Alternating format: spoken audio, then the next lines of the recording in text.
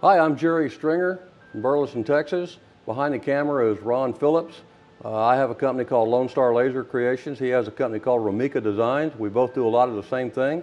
So we're competitors, but we're friendly competitors. We have fun with it. Today we're teaming up. We're going to show you something that you don't see everywhere, a little bit different. We're going to show you how to make this pen. It's a Wall Street from Woodcraft writing pen made out of mesquite. Mesquite is my favorite wood. Here in North Texas, we've got mesquite growing out of our ears almost. We have it everywhere, and a lot of people just burn it as trash, not realizing how beautiful it is. It's gorgeous wood. We're going to take you step by step from how to select your wood to go all the way through it until you have a pen that's a writing pen that's definitely sellable. I've made pens for many, many years, and always looked at how the best way to do that would be. I've watched probably every video that you can find on making pens and read everything I could find. And what I did over the years was I would take a little bit from each one. I would take this guy's technique here and a lady's technique here and somebody else's technique, and I put it all into a process that worked best for me. And so I've got it now to where I can take one of these pens from start to finish and make it in 30 minutes. And it'll take longer for the video because we're going slow to explain everything and show you. But it's a great process. I have found it to be foolproof for me. I hope you can take a lot from it to help you in making your pens and making the best you can. Let's get started. We're starting off, if you've done anything at all with pens, you already know that you're buying pen kits ahead of time that we're going to be putting wood onto or acrylic. I'll get that in a second. I buy most of my kits from Woodcraft just because they're close and local. We have a Rockler also, they have some good kits. You can also get it from Penn State. I think Wood Turnings with a Z on the end of it.com. They have a lot of this. There's other suppliers out there, so it really doesn't matter which one that you get it from. They're all good quality. There's a few things that go with that. You're going to have certain tools. We'll talk about those as we go along. For the specific pen kit that you get, you're going to have a specific drill bit that'll drill the hole that the kit will go into. We'll get into that here in a few minutes. You're going to have what's called bushings, which is what holds your pen blank in the lathe, and it's specific to that kit so that it kind of helps you make all of your cuts and get them just the way that they need to be. So when you get a pen kit, the first thing you want to do is make sure all your parts are there, the top or the bottom. There's your filler. This is the tube that your wood's going to go on. This is the spring that operates the in and out of the pen. This is the turning part which makes the pen go out or retract, either one. So we're good to go there. This particular one is a Wall Street 2 pen from Woodcraft in gold. It comes in lots of different color variations, and they've got a great selection. This is some of the wood that I use. I don't know what all of it is. I know that this is spalted hackberry. This is exhibition grade walnut. We've got some fiddleback maple, bird's eye maple. We have acrylic. We've got several different colors of acrylic. I don't do that much acrylic. I'm more of a wood guy. This is mesquite. That's what we're going to be working on today. We have lots of mesquite in Texas. It doesn't really get the credit that it's due. Mesquite is beautiful wood.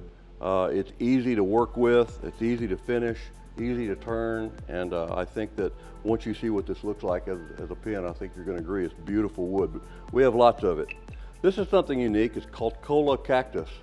I got a piece of it in Colorado on vacation, and my goal on this at some point is to make have a mold and pour it with epoxy, some black epoxy with this inside of it. So when I turn the pen, you'll see all of these holes in it. Even though it's cactus, when it dries, it turns into a type of wood. So that's going to make a cool looking pen, but I just haven't got it done yet. There are also companies like Kallenschan, KALLENSHAAN.com. They have a ton of kits that are laser inlaid kits. You can see where this is the Texas flag kit. You can see how the star is laser engraved. It's a separate piece. It's actually just sitting in there. They're not glued or anything. You have to take this all out and glue it together and then make your pen, and when you get finished, you have a representative of the Texas flag. They have hundreds of different designs, everything from Dachshund to the American flag with 60-something pieces to it. it's a day's job, but it sure does look pretty when it's done. And so just some of the other wood that's available. Sometimes you can buy them in blanks like this, and like that's bird's eye maple. You can buy the blank that they sell individually. Sometimes a better way to go is to buy a larger blank and cut your own blanks out of it, because in the long run it's actually cheaper.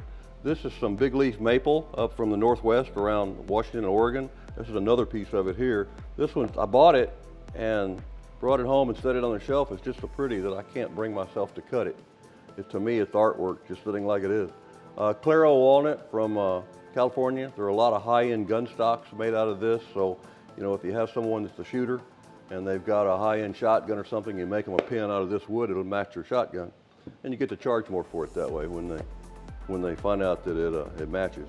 And some more figured walnut. So there's all kinds of wood you can use. Today we're going to do mesquite just because it's my favorite wood to use. So to make this happen, the first thing that we have to do is I want to take the pin tube. This is what is going to be inside of this block of wood that you're going to turn on a lathe. When it comes out of the factory, it's been polished. It's got kind of a little, not oily feel, but it just doesn't feel like it's got good grit to where you could adhere to it. So I take some sandpaper, something like 120 grit or something like that, and just, you don't have to do a lot, just enough to scratch it up to kind of give a little tooth to it for the glue to hold. And we're going to be gluing it with some medium consistency CA glue here shortly. Any brand is fine.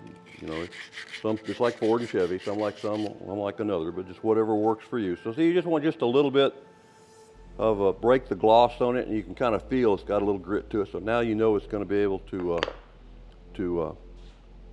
hold on to it when you glue it. This is the pin blank. It's about 3/4 by 3/4. Once you do this for a while to get the hang of it, you don't have to have such a big piece of wood and throw away all the excess. Get you a smaller blank, you can still make it work. You just have to be a little more precise in drilling your holes and making sure it works. To see how the wood is just slightly longer than the tube, that's what we're looking for. So to do that, I'm going to take, and I don't want that, I'll take the tube, get the end off the pin, line that up where there's just a little bit of wood on sticking past it. I want to come over here and mark it. That's where I want to cut it. Okay, we're going to cut this to length. This is the end that we wanted right here. I don't know what the exact dimension is, doesn't really matter. We're measuring it off the tube itself. Make sure that you cut on the correct side of the line. You want to leave half the line on it, technically. That's what a craftsman would tell you. But we're wanting this side of the pin, so I'll do it here where you can see it. Count all your fingers before you start. Be real careful so you have the same number when you get done. Gonna hold that there, gonna be a little loud. A little bit of the line left, so that's what we're gonna use here. Okay, we've got it cut the length that we need it to. Getting my drill press. This is the drill bit, dirty, but it's the 27/64, which is what the Wall Street kit uses. And we're gonna drill it right down the center. Now I have seen people sit and take several minutes to mark an X on it and get it just perfectly in the center. That doesn't really matter, because once this is spinning, if it's a little off center, by the time you get it down to the size of the pin, you're going to take away all the waste, and it's going to be, what you have is going to be centered anyway. So you don't have to worry about it. It doesn't have to be dead center. Just get it close and you're good to go. This is a pin press. That's a commercial pin press. It's made specifically for this. You can see as you turn the handle, these two jaws go in and out. Pretty unique deal is you put your pin in there, your blank in there like this, and it anchors it cross corners. Doesn't have to be knuckle white tight, just enough to hold it. And again, it doesn't have to be dead center. Just eyeball it, get it close. We're going to turn that on and start drilling. As you drill, don't drill it all in one push. Go down, raise it up. Go down, raise it up, because that cleans your drill bit. It keeps your drill bit from burning up over a period of time. But that's just like cutting butter. It just goes through so easily that you keep raising it up to clean your drill bit out. Takes a minute or two to do that, but makes your drill bit last a lot longer. Once you're done, don't let your fingers get in between there. there you go. You have your drill bit, and it's pretty close to dead center just by eyeballing it, but it doesn't have to be. Okay, we've got our blank cut to length. We did that a few minutes ago. We've got the hole drilled. This is important. Take your tube that you're going to glue into it before you use any glue and put it in the hole and make sure that it goes all the way through. Now that sounds silly, but sometimes if you get wood that's been under stress, when you drill that hole and go to put it in there, that blank may have just slightly moved when you take pressure off of it by drilling that hole, and you go halfway and it doesn't want to go any further until you clean it out with a drill. You don't want that to happen after you've already put the glue on it and you're trying to make it work. So always take a moment, just drop it through, make sure it works. Once it does, you know you're good to go. I use a medium consistency super glue. It doesn't have to be this brand, it's just the one I've always used. And you need a can of activator because that's going to make things go a whole lot quicker. So there's no set way that this has to be done. This is just what works for me. So I'm showing you my way. So I want to put some glue in here, and I'm going to put more glue. And see how I'm tucking my finger in like this? There's a reason for that. You'll see why in just a second. I'm just going to put some glue in there, more than I need, because this stuff's cheap. Roll it around. I want to take the tube, I want to twist it as I put it in and pull it back out. I'm leaning it over, standing it up, running some glue up around the top like that, where I get a little well of glue around it, wanting to set, and I twist it as I put it in. What that does is it's grabbing that glue as it goes in. I get a pin or something, and I want to go right below the surface. I don't know if you can see that, because it's basically centered on each end. Then I want to take some of the activator. Don't be afraid to use it. You can see it's already hard where it hit it. You don't have to sit and wait for the glue to dry. I'll still give it 3 or 4 minutes before I'll do anything work. I don't want to put any stress on the lathe of having it spinning and trying to take wood off of it until I know that glue's dry, but it doesn't take long. So you can already handle it without going anywhere. The reason my finger was up like this, from experience, I can tell you when you're doing this, and if you don't pull your finger up, when you get to this point right here, you're going to have glue dripping off of your finger. Whiteside makes a kit of reamers that are made for several different drill kits, for several different pin kits. I'm using this one. You can change out the mandrels for the size of the kit, because this is basically going in here and it fits that tube perfectly. The cutting edge is right here on the front. And what this is going to do is going to go down into the tube. The front end is going to clean the glue out that got inside of it. As you spin it here and move into it, it's going to cut the wood down to the tube without cutting the tube. Now it will cut the tube if you let it, but you have to keep an eye on it, and I'll show you how to do it in just a second. We're going to chuck this up.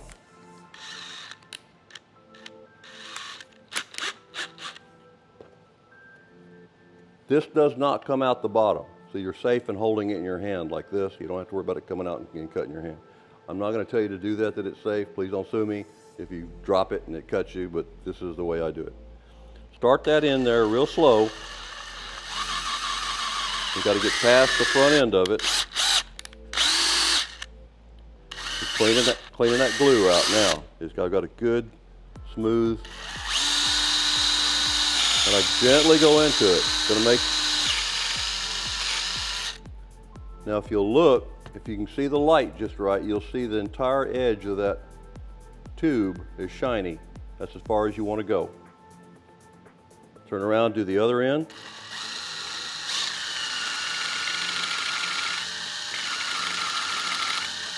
I go in a little bit, I come back out and I look at it. And I hit that one just right. You can see that end is also shiny all the way around. So that's the length we want on that. That's ready to put on the lathe and turn.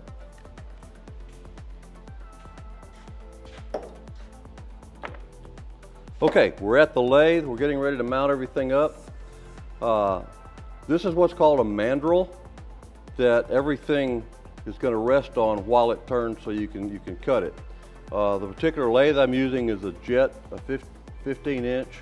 I'm not even sure they make them anymore. I think they've upgraded to like a 20-something inch, but I've had this one for years. It works great for what I want to do, and I have no problems with it. But I will say this, if you're going to buy a lathe for doing pins, always invest the extra money and get a variable speed. And you'll see why here in a few minutes. Now all of them are going to have the speed control here where you can move the belt over and get different speed ranges, but it's still a range. Like this range is from 200 RPM to 1050, 300 to 1750. That's just a range.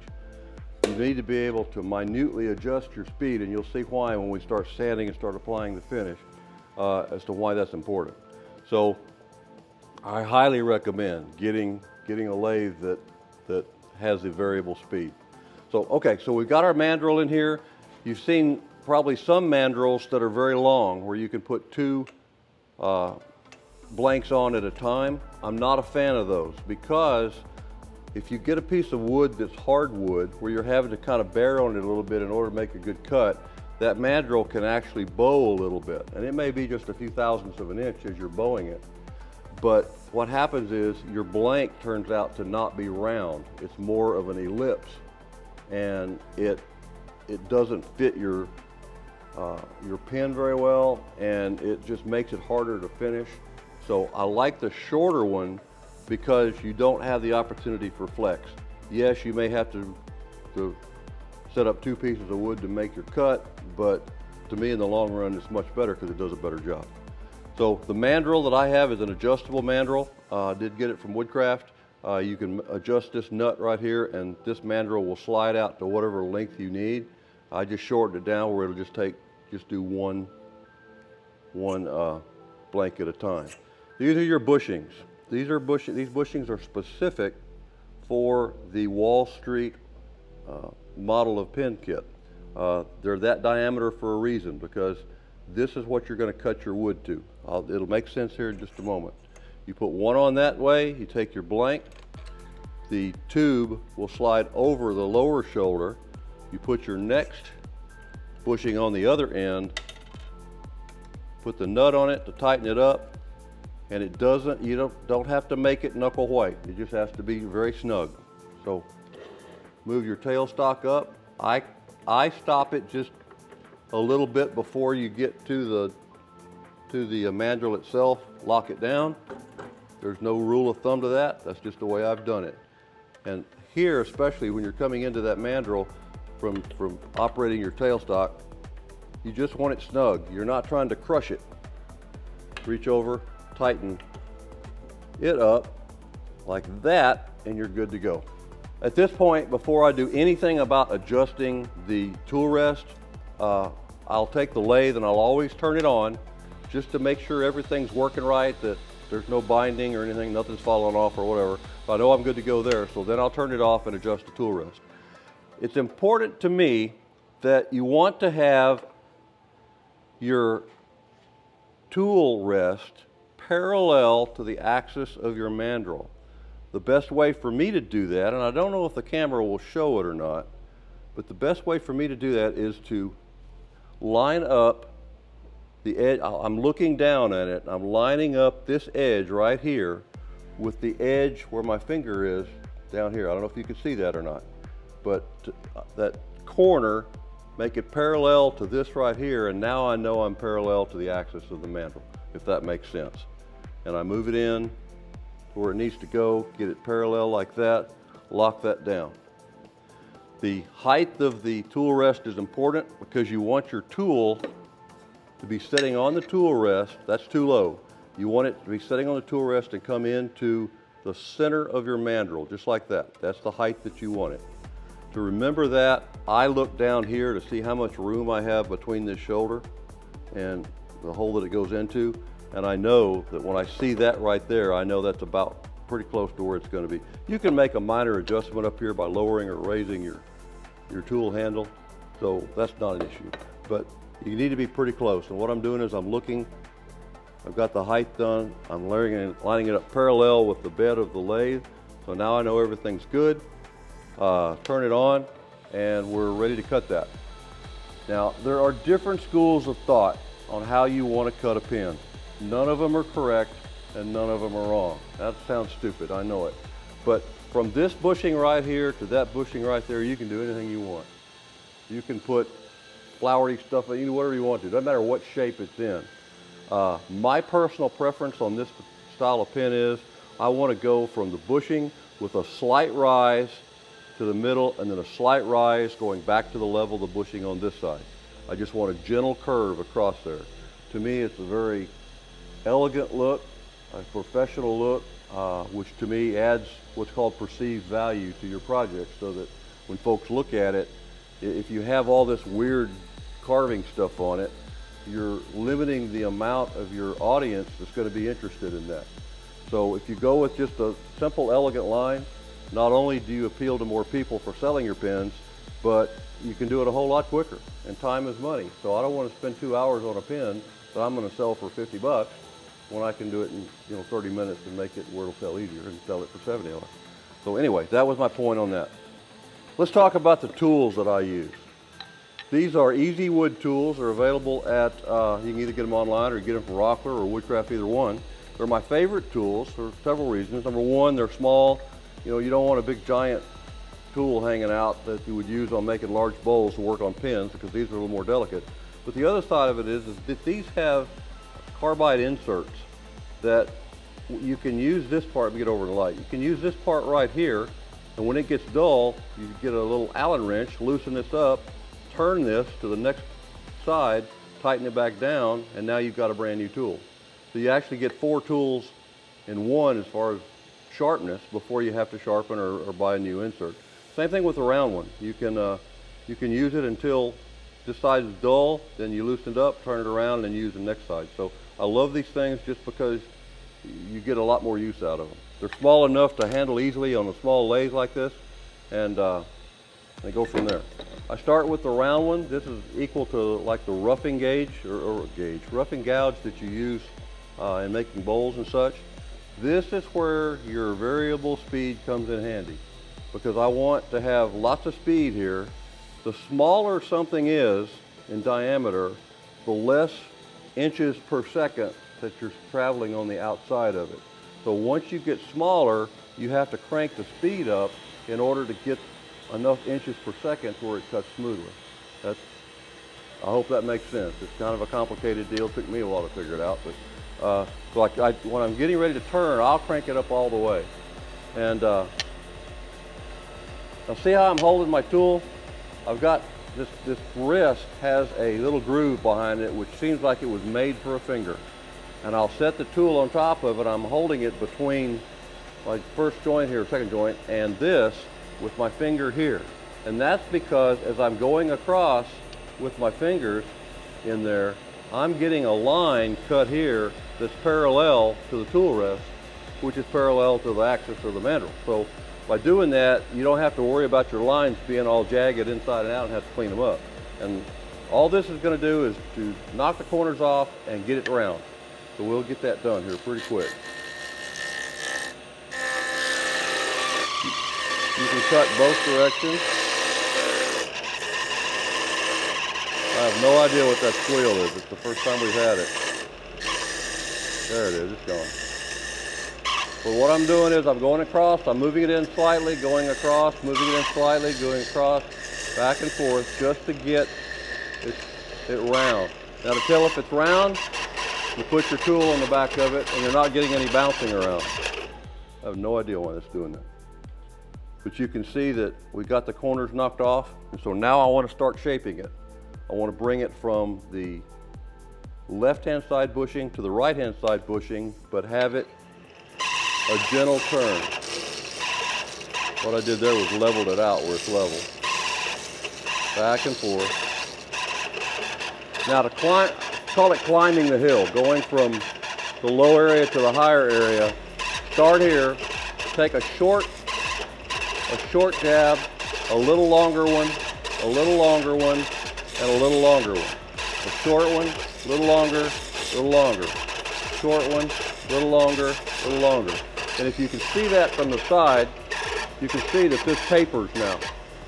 It's wider here than it is right there. Do the same thing on the other side. Short run, medium run, long run. Short run, medium run, long run. And I'm ending up with getting that curve that I'm wanting in the shape of the blank. I'm going to straighten this up, a short run, long run, longer run. Now this is too thick, so I'm just going to stay in the middle and bring it down to what I want. And you can see now we're starting to get that curve that I'm looking for, but it's still not, I'm not touching the bushing, and I don't want to touch the bushing. I want about a couple of sheets of piping paper thickness of wood that is between the bushing and the wood. That gives me room to sand. So I'm bringing it down here to where it's almost touching it. A couple of sheets of paper. Taper it all off to the middle. Now at this stage, I can switch to my tool, my square tool. It's not perfectly straight. It's got a curve to it as well. But that'll give me a much, that's a little high. Let me drop that down just a sec. It gives me a lot smooth, crank it up. Okay, I think I figured out what the squeal was. I didn't have this tight enough. And so now I've got my speed back. I've got where everything's quiet like it should be. Sorry about that. Oops. Rattling. So now I take my square in, and it takes a lot less off, but at the same time, it's making a lot smoother cut. I can get that. Now, watch my tool handle. Remember we have a narrow, wide, narrow. See how, you can see how my handle is kind of at an angle to it? As I go across, now I'm straight, now I'm the other direction. So I'm moving the handle back and forth as I do this, and that allows me to follow that taper across the blank of the pen. I'm not really trying to cut it, I'm just trying to show you how the handle works out there. Because we're really down low enough now, we have a good shape.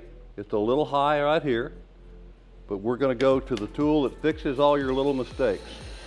You take out that, come down here and get some sandpaper. I've got my drawer set up with a silverware deal from a kitchen, and I use Norton sandpaper because this stuff lasts forever. I get it at Woodcraft.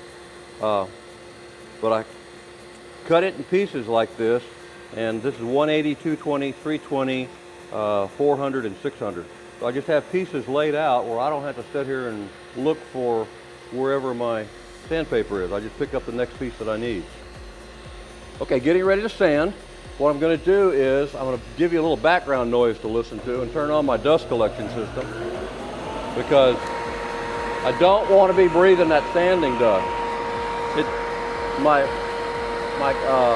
dust collector doesn't do a real good job on this because it's throwing it out this way, but as I'm sanding, you can see right there, it's just pulling that sanding dust right inside of it. And so I don't really want to be breathing that. I fold it in half lengthwise, put my finger underneath it, and while this is spinning, you can put your finger on it, it's not going to hurt it. It's going to hurt your finger. Put a little pressure on it, and I make a circular motion, and never let it stop. If you let it stop, you'll get a flat spot in that curve. Go back and forth, try to do an equal amount of sanding on each side. You will move your finger once in a while because it gets a little warm.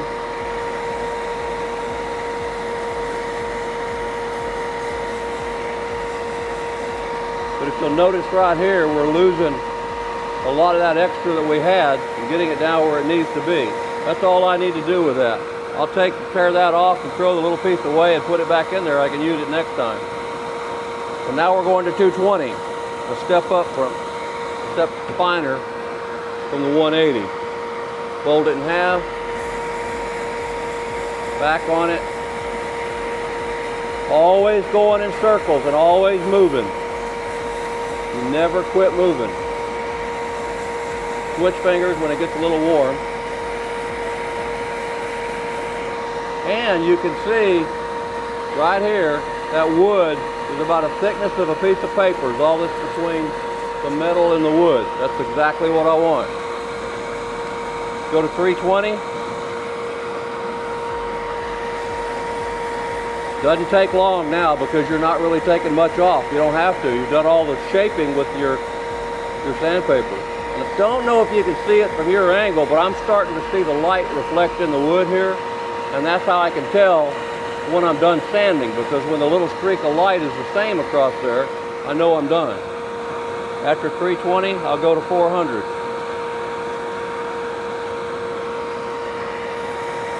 Don't have to be on it long. Wood's starting to get a little shiny. And finally I use 600. You're not taking much off for the 600, but you're starting to polish that wood. I wish you could see the camera from this angle, because you can see that light. How it's, you can see the line of light, which is a reflection off of this. So we're good with that. We now have it sanded, and I'm going to turn this off so we can hear again. We now have it sanded. That is slicker than owl snot. You're probably laughing because you wonder about who gets owl snot. If you've ever get owl snot on your hands, I'll tell you, it is slick. So that's ready to have the finish put on. For a finish, I use the thin CA glue. So this particular brand is Mercury. It's as good as any of them. They're all basically the same. The thin, you want that because we're putting the finish on. So I have to have an applicator, which I use half a paper towel. This is very complicated. You can try this at home, because if you mess it up, you just throw the paper towel away. Fold it once, fold it twice, fold it 3 times. There's your applicator. Not reusable, but works pretty good the time you are going to use it. Remember earlier I said how important it was to have variable speed on your lathe? Do you really want to be putting CN glue on this with it spinning at this much, because you're going to have it all over you? No. So you turn it down. You turn it down to where it's just barely crawling around, like that. You take your CA glue. You have to count to 3 or 4 very quickly, because you don't want to leave this on, because it'll glue it to it.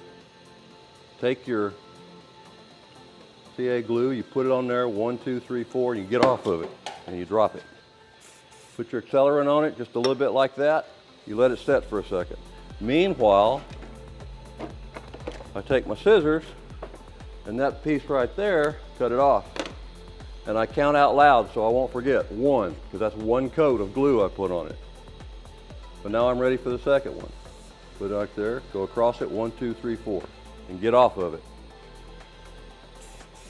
Accelerant. 2. I got 2 coats on it.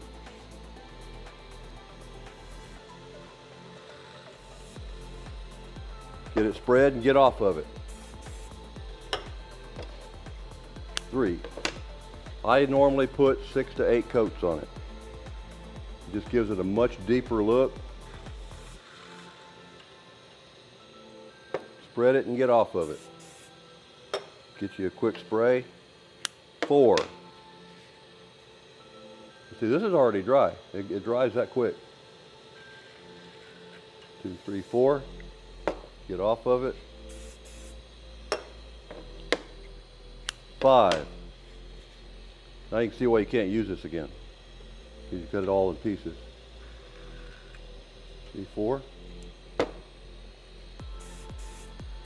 You're wanting to put thin coats on it. 5, 6. Sorry, 6.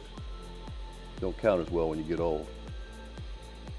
So you want thin coats, because they will bond to each other and give you a stronger finish than if you put one thick one on there. We'll do one more. That was 7 right there. We'll do one more. 1, 2, 3, 4. Get off of it.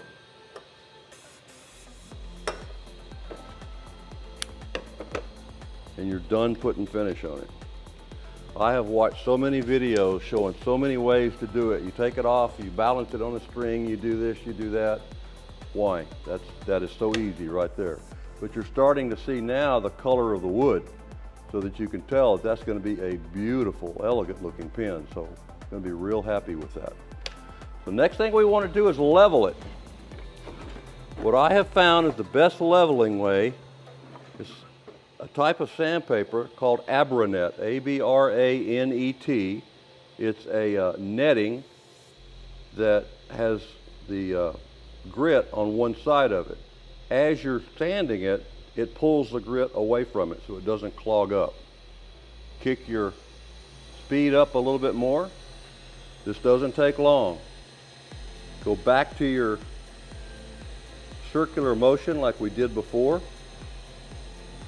and you want to keep that clean. If you'll look, you'll see that it's starting to get dull right here, which is exactly what we want. But we want it completely dull. We don't want any shiny spots at all. So I'm going back to do it again. Now it's starting to look pretty dull, but to make sure, I want to turn it off. And I want to turn it with my hand. I don't mind the little sheen, but if I see a shiny, actually looks like a high gloss spot on it, I need to keep doing this. But that's already, it's leveled, kind of like working with concrete. You want to get it leveled before you do your final finish on it. So that's leveled and ready to go. Didn't take long at all to do it. And now we're going to the fun part. This is micro mesh.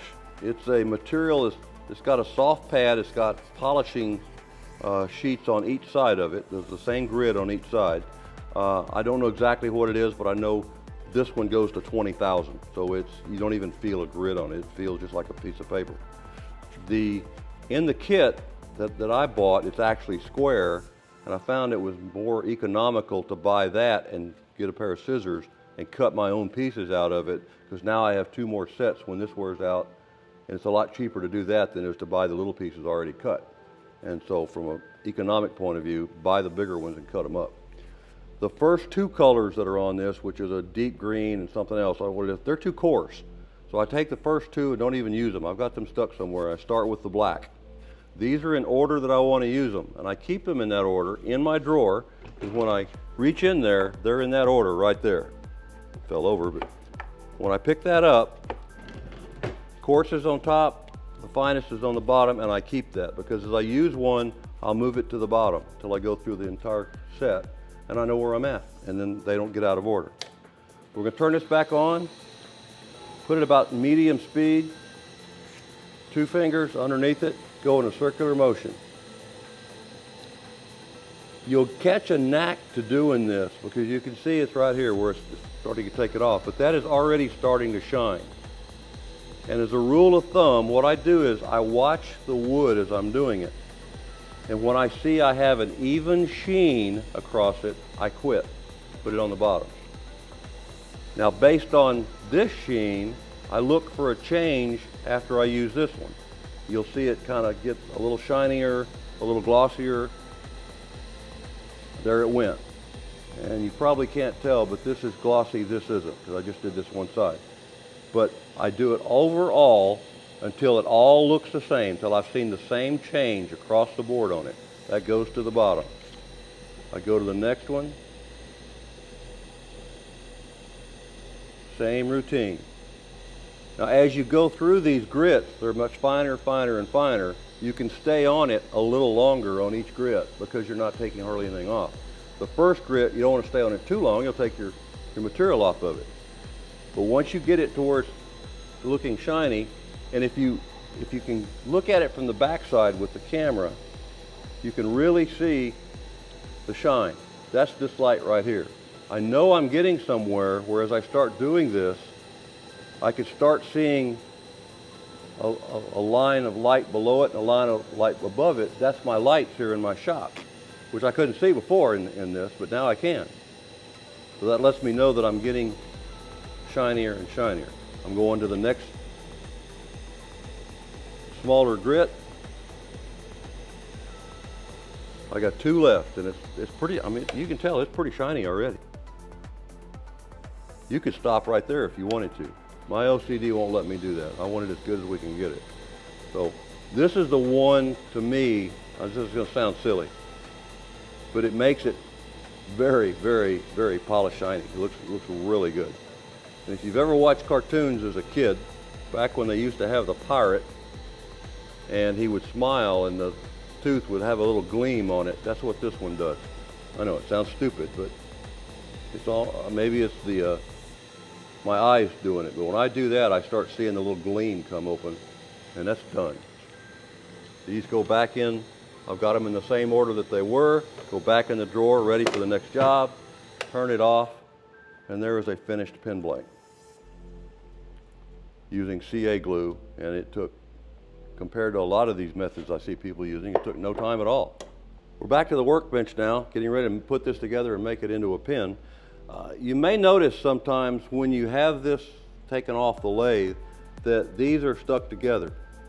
If you don't put a lot of the glue on like you should do, very thin coats, it's easy to get off.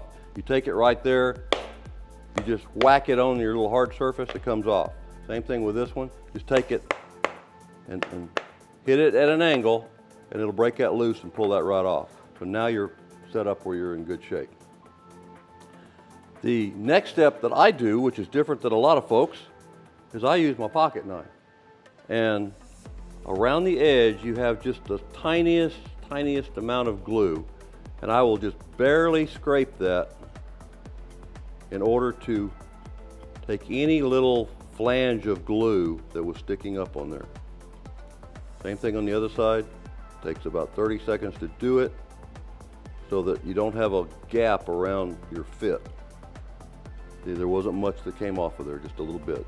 But now I know it's there. I can rub it in my finger like that and tell if there's a lump or not. Those are both good and clean. We're good to go. Now we need to put everything together. I'm going to start with my pin press. You can buy these commercially. I have been through 3 or 4 of them over time, and over a period of time they wear out. One day I got tired and said, I'm tired of them wearing out, I'm going to make one. So, having never made a pin press before, I just figured out the best I could. This is out of oak. It's easy to make, really. And I've used this for 15 years and never had any problem with it. So if you want a set of plans for this, we could probably give you a set of plans. I'd have to draw it up, but that'll be easy to do. And so from here, now you want to put the pin together. I look at, we're going to start with the top of the pin going in this matter here. I look at the pin blank. Sometimes you'll have a prettier side of the grain or a side that's not pretty at all that you wish you could kind of hide. This is pretty right through here. This is pretty right here. This is kind of dull right there. So I'll turn this around and I'll put the clip of the pin kind of hiding the ugly area like this. It's not ugly, but it's just not as pretty as the rest of it. So I know that's where I want it to be. Here's an important part. Remember the bushings we used before? Bring one of the bushings back with you, put it on the back of the pin, so when you clamp it down, you're not clamping against the wood. That can easily cause this to chip off. So I use a bushing to go against the clamp. That way the pressure is the same all across this. You line it up. You usually have to push down right there, pull your handle. It's together. Now this can go back out. That's ready to go. Move to the bottom end of your pin. This will have a little piece of plastic on the end of it to protect it. Just flip it off. I'll make sure it's not going to work on that because that's slick. Get you some paper, make sure it works. There's a spring that was in there. Now, I don't know if it matters which direction the spring goes. I've never had anybody that could tell me. One end of it is got 2 coils, the other one's got 4 coils. I don't really know if that's important. My OCD tells me you put the 4 ones on first and leave the smaller ones at the other end. Never had a problem with it. Hold it pointing straight up so it doesn't fall off. Get the lower end of your pin, drop it over there where it's this way. Now it's going to work like this. Flip ends. This is your mechanism that causes the pin to retract and go out to use it. One end of it's got the screws on it. Again, this is a Wall Street pin kit. It could be different than a different brand that you would use. But it goes over, kind of jiggle it a little bit, everything falls into place, you screw it in. And when you tighten it up, you do not want to tighten it up by holding this down here because this is what operates your pin. You see on the end, the pin going in and out. You don't want to tighten it up with this because you can booger those threads up. We don't want that. So to tighten it up, grab it here and grab it there and just hand tighten it. Make sure this is in, you're good to go. Take your top part of your pen. You can put this on the pen press if you want to, but it's just as easy to push it with your hand, and there's your pen. Make sure it works. It comes out like it's supposed to, goes in like it's supposed to. It writes. And I would argue that that's as elegant of a pen as you can find anywhere. I love the mesquite wood. It's got rich grain to it. The color's good. The super glue brings out the grain where you can see it very easily. I have sold many of these pens for $75.